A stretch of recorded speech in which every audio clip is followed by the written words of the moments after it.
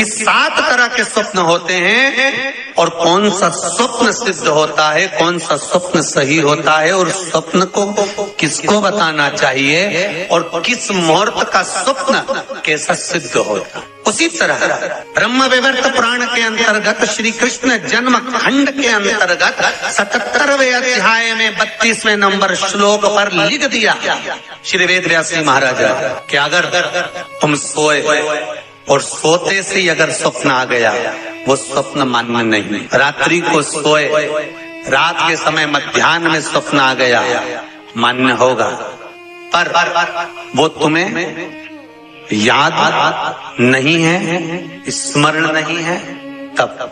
और फिर कहा ब्रह्म मुहूर्त में अगर आपने कोई स्वप्न देख लिया और स्वप्न श्रेष्ठ है, किसी से नहीं कहा, तो वो स्वप्न 2.5 महीना 3 महीने में सिद्ध हो जाता है, सम्मुख में प्रकट हो जाता है। उस स्वप्न की हाँ, स्वप्न में अगर सांप दिख रहा है, स्वप्न में सर्प नजर आ रहा है, पान का पत्ता, तांबुल पान का पत्ता, उस पान के पत्ते पर एक लाल चंदन से सर्प बना और सर्प बनाकर उसका शिव मंदिर में स्पर्श कराकर बहते पानी में छोड़कर आ जाइए, सर्प दिखना बंद। स्वप्न में कभी नहीं दिख सकता सर्प का।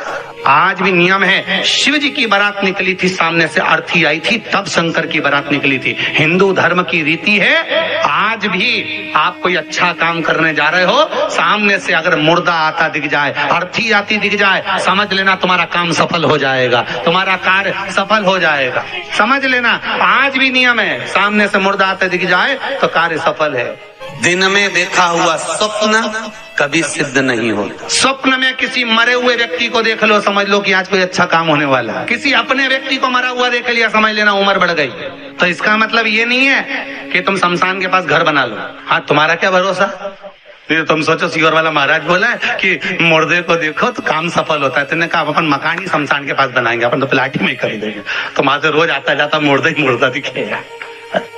इनका क्या भरोसा। किसी एक भक्त ने एक प्रश्न लिखकर भेजा था कि हमारे स्वप्न में शंकर जी का शिवलिंग दिखता है तो कैसा होता। हमने कहा इतनी सी बात के लिए तो आपको प्रश्न करने की जरूरत ही नहीं, पुराण को देख लीजिए, ब्रह्मवेत्ता पुराण उठाइए और उसका श्री कृष्ण जन्म खंड निकाल लीजिए, उसका 77वां अध्याय निकाल लीजिए, 77वें अध्याय का 32वां श्लोक निकाल लीजिए। ब्रह्म मुहूर्त में तुमने देखा, सुबह का समय है, तुम्हारी बुद्धि में, तुम्हारे विवेक में अगर शिवलिंग का दर्शन हो गया है। जिस बच्चे ने प्रश्न करा है, अगर वो कथा सुन रहा हो, वो कह रहा था कि हमारे गांव में लाइट नहीं रहती तो टीवी नहीं चलती, इसलिए मोबाइल पे सुनते हैं। तो मोबाइल पे अगर सुन रहे हो बेटा तो ध्यान करना कि अगर ब्रह्म मुहूर्त में शिवलिंग का दर्शन किया है तो जिस कार्य में आगे बढ़ोगे उस कार्य में तुमको मात्र 3 महीने में सफलता प्राप्त हो जाएगी। अगर शिवलिंग का दर्शन मात्र चाहे स्वप्न में हो चाहे हकीकत में हो, जीवन की सफलता देता है, वो सफलता प्रदान करता है।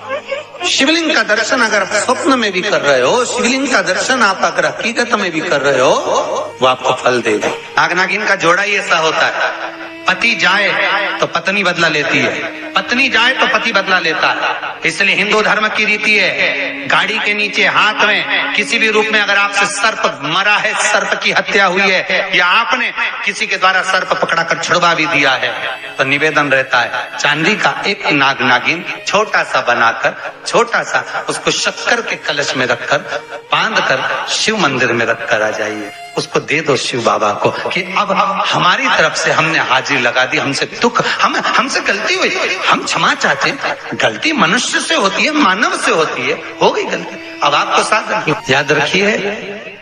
जिनको स्वप्न में सांप दिखते हो, सर्प नजर आते हो, या घर के बाहर या घर के अंदर बार बार सांप आते हो, तो भगवान शंकर की 5 लड़कियों का नाम लेकर पान के पत्ते पर चंदन से 5 सांप बनाकर शंकर भगवान को छुलाकर, जिसको स्वप्न दिखते हैं उसके ऊपर से 21 बार उसार कर बहते हुए पानी में डाल दीजिए, स्वप्न में कभी सांप नहीं नजर आएंगे। जिनको रात में नींद नहीं आती हो, टेबलेट खाकर सोना पड़ता हो, रात भर नींद नहीं आ रही हो, कुछ मत करो, सोने के पहले भगवान शंकर की 5 लड़कियों का नाम 11-11 बार ले लो पलंग पर जैसी पड़ो वैसी 11-11 बार नाम ले लो, आपको टेबलेट खाने की जरूरत नहीं पड़ेगी। ऐसी नींद आएगी कि सुबह 6 बजे भी उठना बड़ी मुश्किल से उठोगे तब उठना पड़ेगा, ऐसी चक नींद आती है। घर में सर पा रहा है, आस्तिक मुनि का स्मरण करिए। 5 लौंग, एक नाग नागिन का जोड़ा, छोटा सा, किसी भी स्थान पर ईशान कोण के अंतर्गत उसको थोड़ा सा खड्डा खोदकर 5 लौंग के साथ नाग नागिन के जोड़े को दबा दीजिए, मिट्टी पर डाल दीजिए।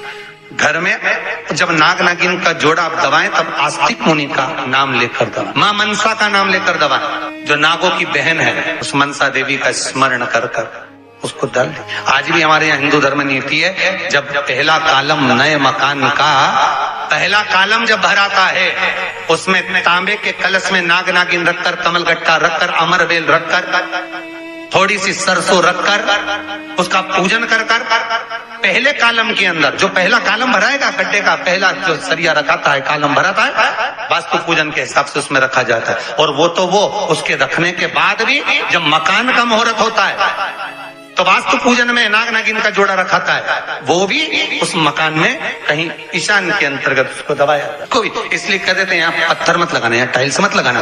पंडित जी से पूछोगे तो ब्राह्मण बता देगा, इस जगह पर टाइल्स ना लगाइए, इस जगह पर पत्थर ना लगाइए, यहाँ पर वो गोला रखा जाएगा, यहाँ पर वो नाग नागिन का जोड़ा रखाएगा वास्तु पूजन के बाद। 4 लोहे की कील, नागफनी की, वास्तु पूजन में चारों मकान में चारों तरफ लगाई जाती है। क्यों लगाते हैं?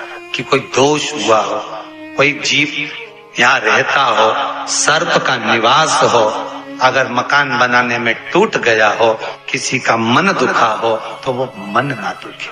क्षमा याचना, परम आभूषण है, क्षमा मांग लेना, परम आभूषण। गलती करो तो क्षमा मांगने में देरी ना करो, हो गई गलती हो, क्षमा है, हम क्षमा मांगो। हे शंकर, हे शंभु, हे त्रिकालदर्शी, हे कैलाशी, हे अविनाशी, क्षमा करो गलती। तेरा ही दिया मैंने खाया पिया है, तेरा शुक्रिया।